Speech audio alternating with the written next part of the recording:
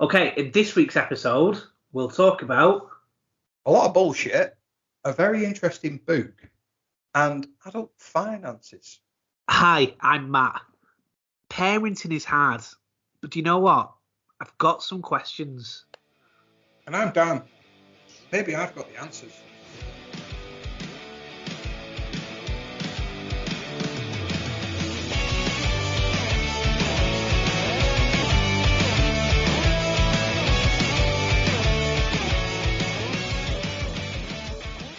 Good afternoon and welcome to another episode of Ramblings of Dad Ben. That's assuming that you're listening in the afternoon, but hello. Sorry that you've just heard for maybe a couple of seconds of just rambling, but that's what we do. I'm pretty sure we're going to have to start booking a recording studio to get this sorted out. We're having a few little technical difficulties, but we'll crack on. How are you, Daniel? I'm good. Yeah. I might even leave that in because, ramblings of dad men and all that. Ramblings, yeah. I am good. However, I am going to start off the episode this week with a little story. So I've been doing, as I mentioned, some decorating over the last couple of episodes. And I've been doing a bit of painting, a bit of sanding, things like that, and then a bit of joinery. So putting up some new skirting boards and little bits and pieces. And joinery, as you know all too well from your dad, that requires chisels and things to cut wood. Yeah. So one of those things is a planer. I was using a planer and planing a bit of wood. Didn't realise where my other hand was, which was holding the wood. Sorry if anyone's squeamish. You fucking joined at the wrong time. But topped one of my fingers. So I've basically taken the top of one of my fingers off. That was fun. Oh, dear. So I was a proper man about it. I didn't cry too much. And went and put a plaster on it, taped it up, stopped the blood and all that, and carried on just because, I had loads to do. Yeah. That left me with a very poor grip. So I was then holding another piece of wood and chiseling it and slipped with said chisel. Now, this is a brand new chisel, which are very, very sharp. By accident, I decided to stop the chisel with my hand. Oh, that's a lie. I didn't try and stop it. It slipped and hit my hand. And, it left me with a 2-inch cut on there, which required some butterfly stitches, which was fun. Oh, God. And I now look like Keith Lemon, which is really funny. The whole reason I'm mentioning this, right, and I had a bit of a moment today with my dad. So this happened yesterday. I thought nothing of it. Obviously, the middle finger bit happened on Friday. And then, actually, no, I tell a lie. Both happened on Friday. Thought nothing of it. Got it all sorted at home. And I then carried on about my day. It was only today when I've seen my dad. I've gone, oh yeah, I've hit my hand. I was like, well, what have you done? I was like, so I've just took the top of my finger and I've cut it here. So I just got like a handful of butterfly stitches, just holding it together. I was like, what? Well, yeah, I just a bit of brute. It'd be fine. I'll take all the bandages off in a day or two and it'll be back to normal. Like, you'll never know about it. And for me, that was just normal. I was just carrying on about my day, all nonchalant about it. Didn't really think about saying anything. My dad was mortified and was like, you need to go A&E. You need to go and get that sorted properly. You might need stitches. And he was proper over the top. And I was sort of in a bit of a, well, calm down. It's all right. I'll be fine. And I had a bit of a moment like there's a bit of the roles reversed there. Like, to my dad, like, he would still saw me as my kid, like as a kid, and like that moment, yeah. I would just say that, I guess, even at the grand old age of pushing 40, we're still kids, aren't we? In our parents' eyes. Yeah, and then I flipped a little bit and then saw it like, if Callum or Georgia had done themselves and done exactly this to them, I'd have them straight in the car and straight up to A&E, no questions asked.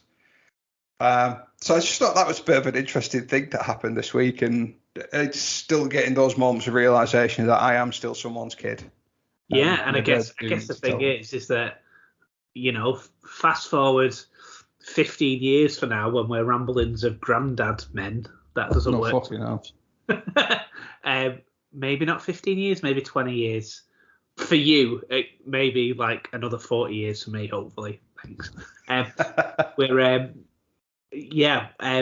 We'll still have the same kind of feelings that your dad's going through now, like, isn't it? Because, your kids are going to be your kids forever. Yeah, it's just a weird way of looking at it, isn't it? That, Yeah, your viewpoint changes when you have kids. Yeah. But I suppose your parents' viewpoint never changes. I'm glad to see that you listen to him, though. Well, yeah, no, it's just, it is what it is. And to be fair, the journey does look shit up when I've cleaned the blood off it. I'm just going to say, it goes, it's a new expression to the phrase, cost you an arm and a leg, doesn't it? Yeah, quite literally, yeah. I always remember a story that of someone that my dad used to work with. They were working on Manchester United's ground, Old Trafford, and they were working on Tier 3. So this was a few years ago, and they were doing some sawing, and one of my dad's friends had a circular saw, and he just cut off his 2 fingers. I'm sure I've told this story on. I think you have, yeah. Yeah, and he just went to the shop and said, "Have you got any plasters for this?" Yeah. To be fair, that's exactly what I did. Yeah. I went in the cupboard, opened up the box of celebrations, pulled out a plaster, and just put a plaster on it, strapped some tape around it, and carried on. Because what am I going to do? Cry? If I go to hospital, what are they going to do? Like, they can't reattach the nerves or put the tip of the finger back on. It's just going to do that. Have you done any more housework this week? Oh yeah. Yeah, really? I mean, so you've carried on? Of course, because. Oh, I don't milk that like a bastard. Nah. To be fair, there's that much to do. I have not got time to milk it. Oh, really? I literally, yesterday, woke up. Hand had been hurting in the night, but then didn't really use that hand for painting, so just cracked on with it and been painting all day yesterday. I feel your pain. Obviously, we're doing some stuff at the minute as well, and there's just not enough hours in the day today, is there? No. It's just not enough. We've been doing some stuff all day today, and I'm just sat down, and it got to about 8 o'clock this evening, and me and Becky were like, "Oh my God, we've not even had a beer yet." Like, usually we're just running off pure alcohol at this time, just because it's the only way that we're seeing it through. Oh, but how's your week been? Other than that, to be fair, like you said, it's just busy. Like, working during the day. I feel like Batman, but like a shit painting and crap carpentry Batman. Yeah. At night time I'm just decorating, and time's filled out with that. I'll probably have something interesting that I do that isn't related to working or hurting myself doing some shit DIY in the next couple of weeks. One thing that did happen was we bought Georgia a new book. Oh, right, okay. I mean, it's a little bit more exciting than a new book. So I may mention this once or twice. My darling Rebecca, not your darling Rebecca, is somewhat a fan, I think it's a very light term, of Ant and Dec. They've brought out a new child's book, which is called Proper Happy. And I'll caveat this with, there's absolutely no affiliation with this podcast whatsoever. All of the profits from this book are going to go to NSPCC, which I think is amazing. But it's focused on kids' mental health. All right, okay, that's interesting. Yeah. I've sat down with Georgia's been working her way through it. She saw it, and Beck was like all over it. Oh, they brought a new book out. Showed Georgia, so we bought it her. And George has just been gradually working her way through it. Some of the exercises are really good and really valuable. And it does make, I'm probably going to sit down and review it and analyse it and think it through properly at some point. I mean, it's a thick book. You're talking a good 100 pages of activities. Right. Some of it's just conversation between them two, light-hearted humour, which is great. But there's some stuff, like one of the things today was like an activity, bit of a game, like go and hug 10 people. And they've obviously made it into a child's game, but it's just like building them bonds of hugging just 10 people, family, friends, whatever. And you get bonus points for hugging somebody whose birthday is in the same month as you. So it sort of gets the kid into building that conversation of understanding whose birthday is when, and sort of building bonds and relationships. Go and hug somebody who's got the same first letter of the name as you. It's just putting a spin on it and a kid's thing.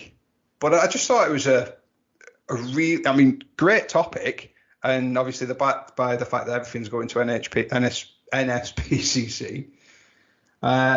I'll probably bring you a bit more of an update on that once I've it properly. That do. I mean, from what you've sounded, it's like it sounds like, I don't know if you've had to do them, the kind of icebreaker things that you had to do with, like, if you ever start a new job or you go to like training, you have to do a icebreaker session or something, and they sound like, they sound a bit tedious, but it kind of it gets you engaged with other people, and that kind of skill. I mean, we've said this about schools at one point, is that life skills isn't something that's taught very much in schools, is it? I don't know if it is now, but that kind of seems like a life skill, getting to know people, talking to people in an easier way. And she doesn't quite realise, she's learning, I guess. Does that make sense? Yeah.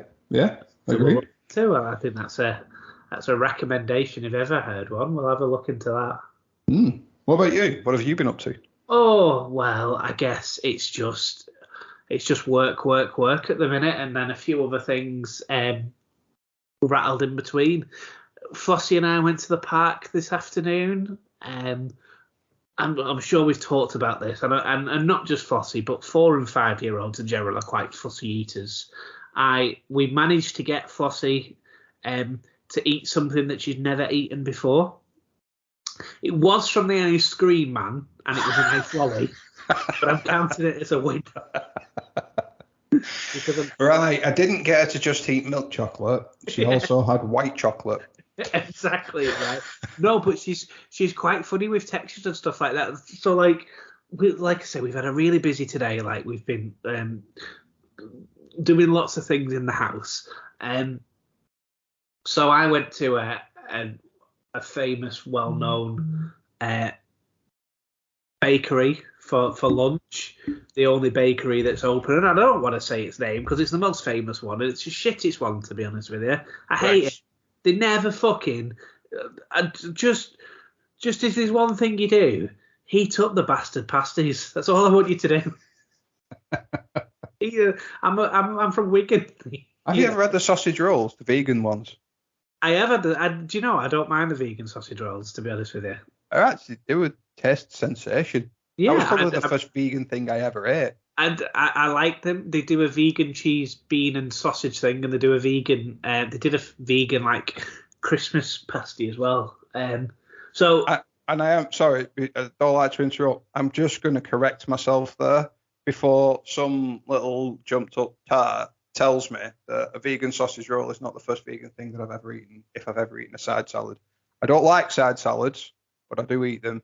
So, the first thing that's badged up as vegan that I've eaten. Yeah, no, it's the first commercial thing. Yes, I get it. But what I'm getting at is that I also thought I'm going to be a bit of a bastard today. I'm going to have a donut, and I'm not just going to get one. I'm going to get 4 because who buys one donut? But then I thought one for me, one for Becky, one for Flossie, and then we could all fight for the last one. One for Robbie. Well, yeah. But Flossie didn't taste that today because she's funny with texture, so she tasted like the tiniest little bit, and she was like, no, I don't like it. So it's not just any food, it's sweet stuff as well. So it's not like she just eats chocolate. So yeah, to be honest, an orange ice lolly, I'm calling that a win today. So did you have 3 donuts? I have had 1 donut. To be honest, it was just like a packet of 4, and I just picked it up, and it looked good, and it was a marshmallow donut of all donuts.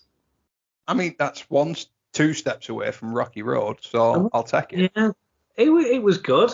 I had to. I flew down to Robin Park, which is a retail park in Wigan, but it was also quite busy because they were doing like a little homecoming tour bus thing for anyone that isn't from outside the Northwest. Probably doesn't realise that Wigan won the Challenge Cup yesterday. I mean, I don't know what rocks they've been hiding under. Like you said, if you're not from Wigan, if you Google rugby league and then append that sentence with most successful team, you will find like swaths of information about Wigan Rugby League. It's a fact. They've extended their own record by winning the trophy 20 on the 20th of occasions. Did they deserve to? Of course they did. Oh, I don't know. They were not the better team yesterday. They didn't. Admittedly, Huddersfield played very well. Yeah. But if they'd have been the better team, they would have won. Yeah, that's true. They missed 3 kicks. You know, the better team would not have missed any kicks. That's true. That's true. So, I was very happy. Logic. If Wigan had lost, then we wouldn't be talking about it right now. No, it was definitely deserved win. I used to like going to the rugby quite a lot, and funnily enough, I used to see your dad there quite a lot. But yesterday I was watching it at home, with everyone else asleep on the couch, so I was whispering, cheering. I was like, "Fucking come on, get in!" And trying not to wake everybody up, which was a different experience for me. One of my shouts actually got the dog barking. Oh, really? Yeah. So that was fun.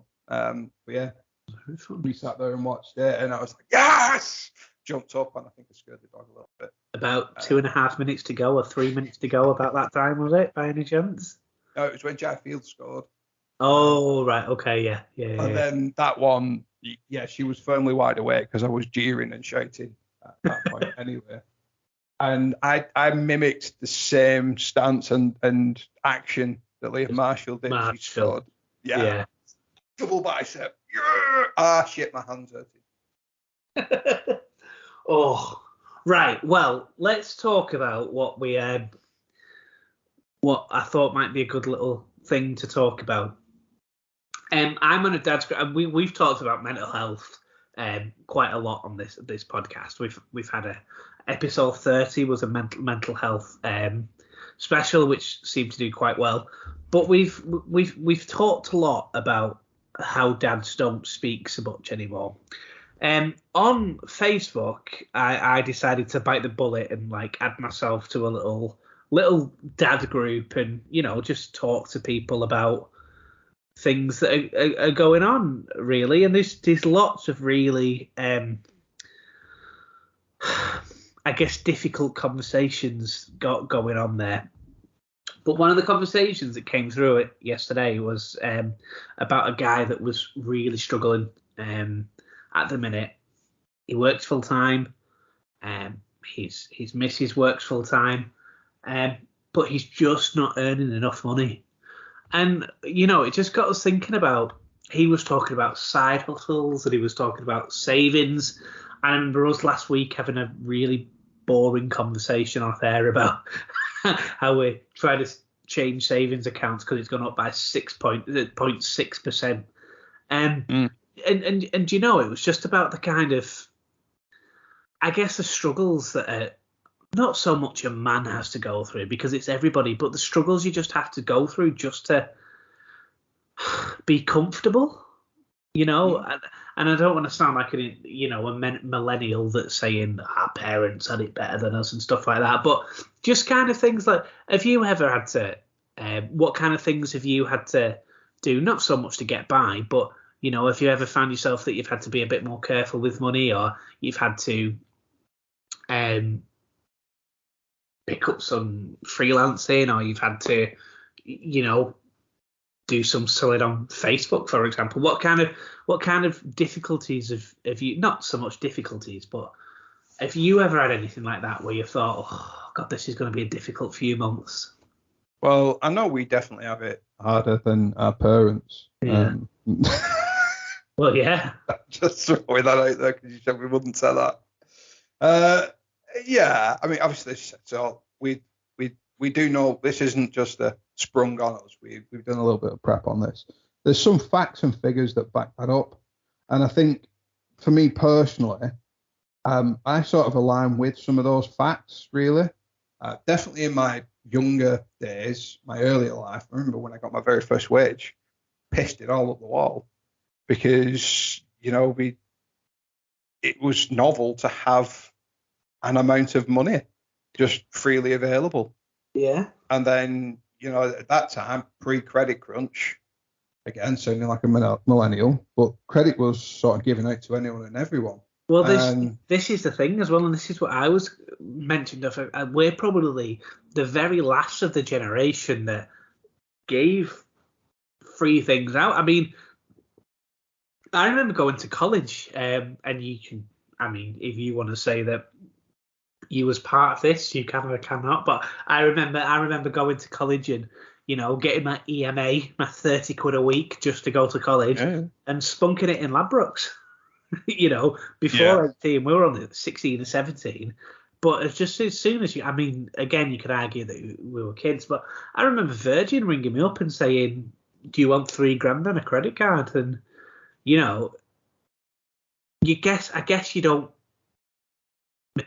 I guess you don't. Well, first of all, that wouldn't happen now. They wouldn't ring an 18-year-old and say, "Do you want $3,000 on a credit?" I mean, they might, but what I'm trying to say is we were the very last generation of people that said, here's all this. Here's an interest-free mortgage. Here's this, and this. Do you know what I mean? Yeah, I think that we had to learn a lot through experience, and then that bubble bursting in 2008 was like a massive thing for us. That we got some very hard lessons very fast. All of a sudden, you're in negative equity on a house, or you've got all this money that you owe, and your interest payments have just gone, doubled. So good luck with that. We need it all by tomorrow. That kind of situation. And I think some of the facts that I stumbled on sort of marry up to that, and it sort of gives the other side of it. Like 52% of 7 to 17-year-olds said that they actually receive meaningful education about finances, either at home or at school. Wow. I fall in that 48%. Like, it wasn't something, my mum and dad gave me everything I needed, all the love and affection and provided for me. But there wasn't, and this is not their fault or anyone's fault, we didn't get it from school. We were almost, I don't want to say set up to fail, but we were all sort of ill prepared, or a lot of us were. We didn't have that conversation of what is a credit card, or I never had that growing up, and I had to learn what a credit card was and then what making a minimum payment meant. We talked about this a couple of weeks ago about just going to Burton's Menswear and then taking some shoes on a store card and things like that. So I think for me it was that ill education piece of not understanding consequences of borrowing that money and what that looks like. But then one of the other stats that I jumped on or fell onto was 21% of adults rarely or never save, and 22% have less than £100 in savings or investments. Wow. I can wholly relate to those. Like, from my younger years, like through my 20s, I didn't save. It wasn't a thing. Didn't have a pension. Didn't have any savings. It was just sort of living paycheck to paycheck, and didn't have any future plan. And it wasn't until I sat down and actually thought to myself, like, I need to, sort of make a difference and start saving and start changing the way I am with money, and educated myself a little bit on finances and savings and interest rates and how all that works. And that was sort of a bit of a turning point for me. And Beck helped me. She already had that sort of mentality anyway. So meeting Beck was, again, a big turning point for me. She helped me massively with that education piece of the value of saving and churning things around a little bit. But one of the scary stats, and I think these stats are probably a couple of years old now, and if it was, as you mentioned, cost of living is going up, and there's a lot of that in the news at the minute. 17% of people use a credit card or an overdraft, often, keyword, to buy food or pay bills. And that's really sad when you think about it, isn't it? Yeah. I'm not going to say that I've had to dip into my overdraft. Not this year or anything like that, but I remember my car going down last year, and in fact, I remember when I first moved back to Wigan, I dipped in my overdraft, and it took me 3 or 4 months to get out of it. And I was lucky at the time. Like, I didn't have anyone else to rely on per se. All right, I'd met Becky, but Robin wasn't a thought at that time. But so I can imagine, especially if you're like the sole, if you're a single parent or something like that, and you've got 2 or 3 kids to rely on. I can fully understand that people are getting into this rut where there's just not enough income coming around, and you're in the black by an extra £100 a week, £100 a month or something, and you're slowly creeping into that overdraft rut, I guess, and that's really going to affect your mental health, and it's a really difficult time to be in this predicament at the minute. It doesn't seem like it's getting any better. But I guess from someone that's been there, and like long-term experiences and short-term experiences as well. So like in terms of, like, I remember being in debt when I was 23, 24, 25. And I remember that taking a long time to sort it out, but it did eventually. But I guess time is a bit of a healer when it comes to these kind of things. I know that doesn't really help now, does it, in these difficult circumstances? But it's really, I guess what I'm trying to say is, I don't know what I'm trying to say. To be honest, this is the beauty of unedited podcast, isn't it? And I'm really trying to be positive about it, but it's a bit shit at the minute for everybody, isn't it? It is. Like, there's no pressure. There's no easy fix. Unfortunately, there's no time will save everyone, because in time things are just. I don't want to be a Debbie Downer here, but things are going to get a bit worse. Yeah. And I know the government's just announced like an energy thing over here in the UK where people are going to get a £400 reduction when things go up by an estimated £800 at the end of the year. But that's still, a net upwards trend of £400. Yeah. Which is still an increase in the cost of living, and wages aren't going up the same. And there's a lot of, I hate to call it propaganda, but there's a lot of things going around at the minute about like our parents and the cost of living and how it was different for them, and how they could get by on a single person working. I don't know. I don't know if that's a sign of the way the world at the minute. We've got a lot more some nicer things. People have, they've got iPhones, they've got tablets, they've got cars and holidays and all these shiny gadgets. I don't know if this is our own doing. I think the cost of living is going up, and that's going to have an impact on a lot of people. Yeah, and I don't know if it's a conversation that I had with you or I had with someone else, but I remember someone that on this adventure group that it's called Dad Ventures. that just said that they were really struggling. Him and his missus are both working. They weren't on the property ladder, but they're just struggling from month to month. And there was some comment that basically said that, oh, you guys lot don't know you're born. My granddad had to work 14 hours a day to look after 14 kids, but he still did it. And like the comment was, well, you're kind of just debunking your own argument, because he was able to raise 14 quid. Admittedly, he worked very, very hard, but he was able to raise 14 kids on one income. Obviously, we're getting a slightly reduced income at the minute with Becky being on maternity leave. But we're still getting something, I guess, but it's still really, really difficult. And, we're not on mega rich, mega book salaries, but we're on modest salaries. We're on a decent joint income. But it's just, it's almost like that it's getting harder for people that are in, the people that aren't mega rich. So I don't know what a decent salary is, but what I'm basically saying is that people maybe on 60 plus household income a year, it's a struggle for them too as well. It's not just people on minimum wage, or it's not just people on benefits, which seem to be the people that are blasphemed all the time on the news, that it's them that are too lazy to work.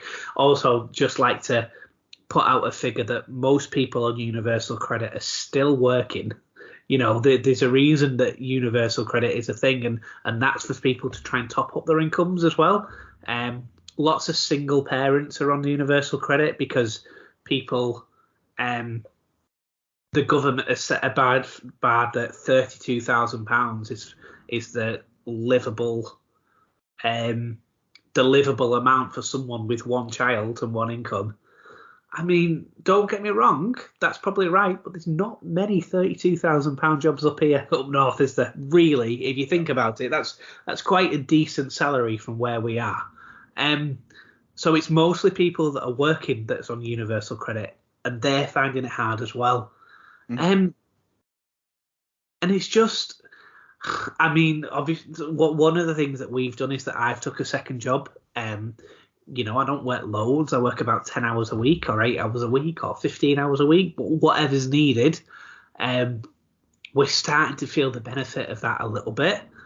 That obviously comes with its negatives, that I'm out the house a lot more, but obviously the job that I'm working in the daytime, my day job, is predominantly working from home, so I'm not feeling that I'm missing out on Robin's development, or I don't feel like I'm out the house 12, 14 hours a day, which I guess is a bit of a bonus for me. Other people couldn't have that that privilege, I guess. Makes it very yeah. But it is, I mean, there's other things that we're doing at the minute. We've got like a little bit of an eBay shop at the minute that's going on, that's just trying to help out, and it's just something that you've got to do just to get by, isn't it? I think the concerning thing here is, like, if you think of it on a trend, grandparents could raise 14 kids, on a single income. Parents could get by, I don't mean like lavishly, but could get by and survive on a single income. Generation, if you will. They're now working 2 and 3, 4 jobs. What is that going to mean for our kids? Yeah. The average house price in the UK, in the Northwest, is going to be, I'm sure I saw it was like £260,000. Obviously, there's more affluent areas rolled into I think the northeast of the UK was like £180,000 as an average.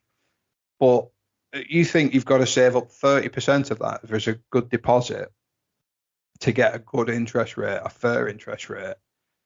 That's a lot of money. You go for a 260 grand house, you're going to save up 75 grand. It's unachievable, isn't it? And I mean, I hope this was going to be a bit of a positive podcast, to be honest. But it's not turning out to be. there's literally places in Manchester. So I used to live in Manchester, and there is places for sale which is just investors only. It just says investors only for sale, and it's like all flats. And I'm, I don't want to get into anything political, but when normal people don't have the opportunity to buy a house because agents almost feel that it's unrealistic anyway, kind of says that something's going in the wrong direction, don't you think? I agree. Yeah, I think where you was looking, the words you were looking for before is there's a bar, or there's not barriers, like lines in the sand, if you will, of what's a livable wage type of thing, and what's comfortable. And I think those lines are coming further and further down with the cost of living going up and a few other things going up as well. Yeah, and I guess the difficulty is that minimum wage is going up, national living wage is going up, and that's great, but that isn't working in parity for skilled workers as well, maybe.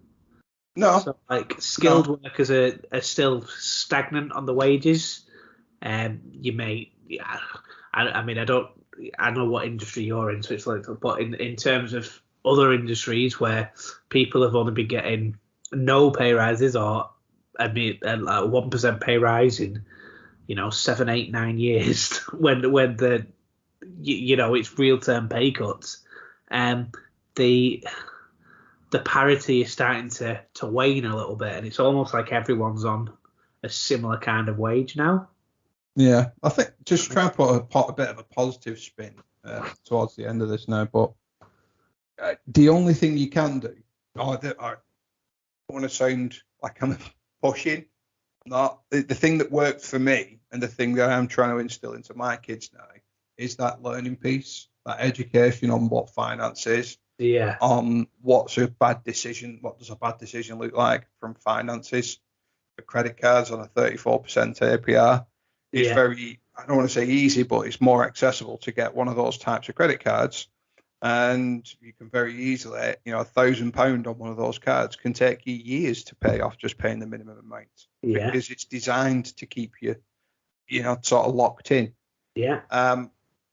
Just education is the key for me, I think. I found out the hard way when I was 19, 20, 21 or something. Do you know how much, if you just paid the minimum payment, it would take off once you've maxed out your credit card to pay off, no matter what it is? It's something like 30 odd years. Over 30 years. Yeah. Yeah. Because it's designed in that way to, I don't want to say milk, but you don't make money. Exactly. Yeah. And you don't see that.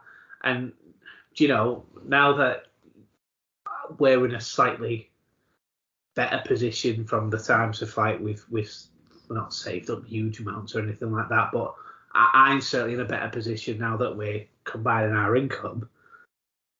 The bank's on the phone now to me. They like me now. Yeah, they come at you when you don't need it. Exactly. Yeah. Yeah.